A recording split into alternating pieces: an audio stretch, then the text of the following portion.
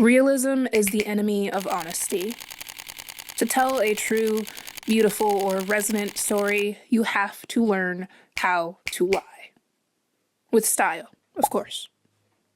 I've noticed that the never-ending pursuit of realistic portrayals has led modern media into a literalism crisis.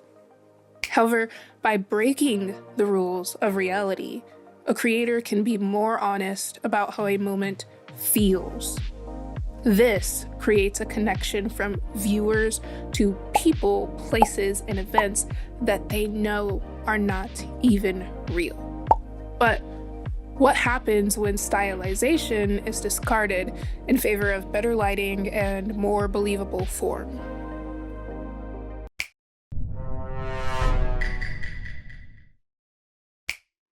When a story's narrative is based so much on realism, the result is a viewer left unable to project onto or relate to a story.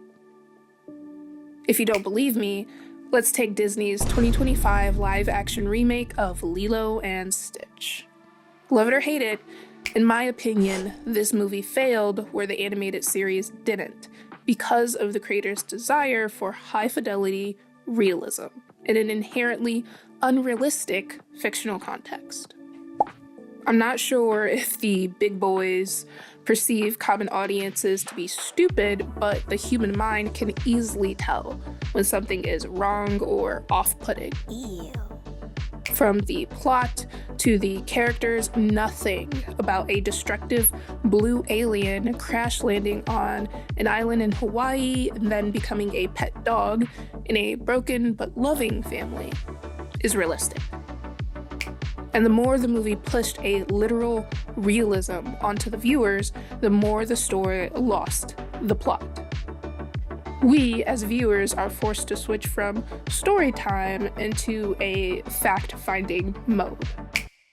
Entitled, you want answers! I want the truth! You can't handle the truth! Realism and the uncanny valley of narrative culminates in an accountant's truth. This is a truth that adheres to the belief that if a narrative is retold or portrayed brutally, honestly, and factually, then there is a beauty in that raw truth. And you might believe that too.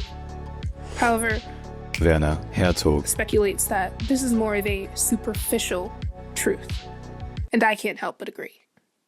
But to better understand why, let's first break down what realism is, and then what realism is not. You might be surprised. Realism is the world as it actually is. The physics, biology, and history of our physical lives.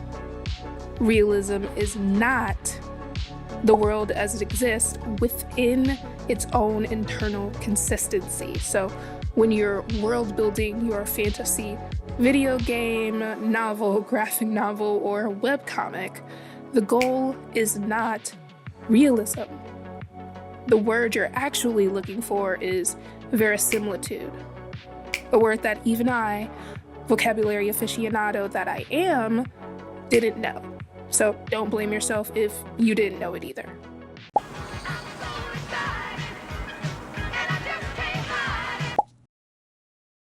When it comes to verisimilitude, the pursuit is an ecstatic truth.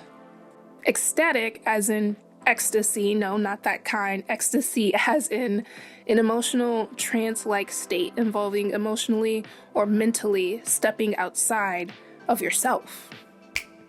This ecstatic truth relies on the narrative of a poet, or more broadly, an artist. It's an artist's truth. The lines, scenes, quotes, and stylizations of this fiction creates a verisimilitude understanding of reality.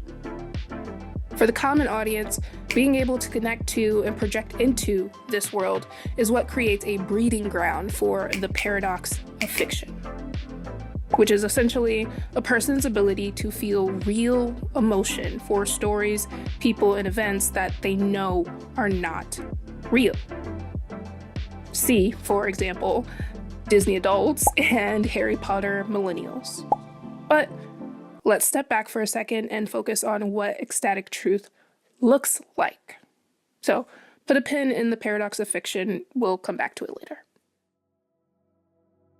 Mandy.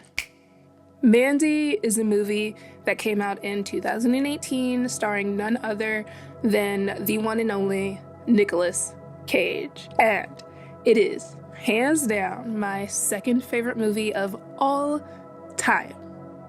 I had the utmost pleasure of watching Mandy for the first time live in theaters, and this scene I'm about to describe had a major hand in cementing this movie in my top 3.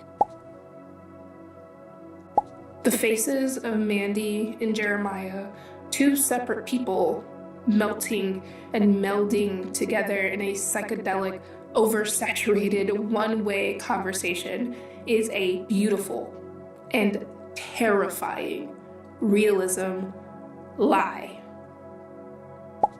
If Mandy, the trip of a movie that it is, were shot with a flair more grounded in reality, this scene could not exist, not without feeling uncomfortable in the mentally uncanny way that I described before.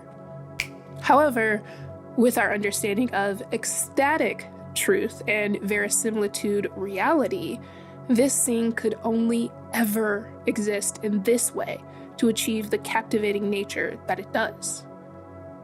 This scene maintains the color story consistency and distortions of observation that matches the established and soon-to-come tone of the rest of the story and movie. It's a dreamlike atmosphere. And this stylized fabrication of reality allows us to step outside of our logical, rational mindset and empathetically feel the discomfort of being drugged without consent, if you're Mandy, mixed with the disgust for Jeremiah's desire to intrude on this couple's life and control Mandy.